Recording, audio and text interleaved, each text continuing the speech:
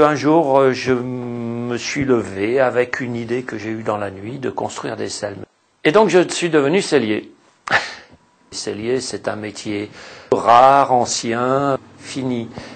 Et le sellier qui était aussi bourrelier, donc qui faisait des harnais d'attelage, a changé de métier. Il est devenu matelassier, il s'est reconverti dans la bâche, dans le siège de camion. Moi, j'ai décidé de m'occuper d'équitation parce que les chevaux m'intéressaient, parce que le loisir m'intéressait. Au début, je tâtonnais un peu, mais je prenais des notes quand même sur telle nature de cheval, telle nature de dos. Ce serait bon d'avoir un angle comme ci, comme ça. Maintenant, je fais tout ça d'instinct, c'est-à-dire qu'il me suffit de regarder un cheval pour savoir quelle taille, quelle ouverture de garrot. Mais ça, c'est l'expérience. C'est inestimable d'ailleurs.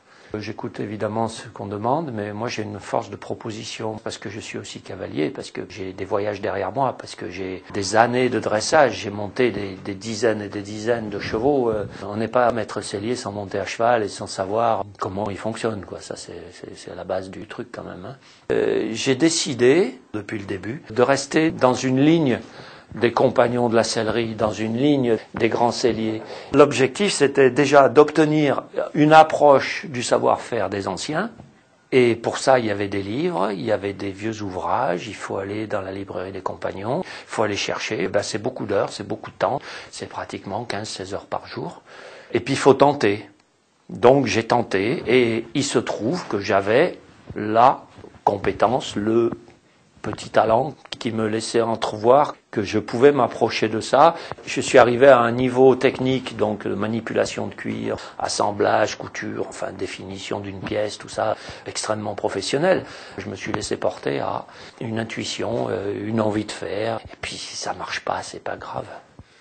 Mais il se trouve que ça a marché. Il y a en effet la fabrication, il y a ma force de proposition, et puis l'autre partie qui est la préservation du patrimoine, c'est-à-dire rénover une pièce ancienne, une pièce de collection.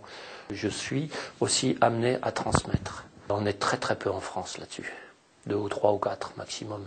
Par la qualité de mon travail, j'ai eu des demandes de Zingaro par exemple. Quand on regarde le film Mazeppa, les 2 chevaux vedettes sont équipés avec mes selles d'écuyer. Donc une selle à piquer du XVIIIe siècle, il y en a une noire et une marron dans le film. J'ai fait un surfait d'Amazone de cirque. C'est une pièce qui n'existait que dans l'imagination de Bartabas.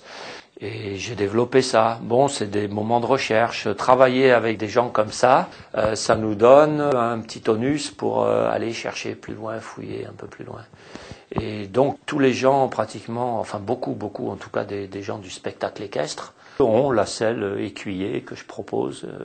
Une très très belle selle qui est la selle dans laquelle montait Louis XV au XVIIIe à Versailles. Voilà, et puis on la retrouve au Portugal aussi parce qu'il y a toute une belle équitation de haute école qui se fait dans cette selle spécifique. Et je suis un des rares à fabriquer cette selle ici en Europe.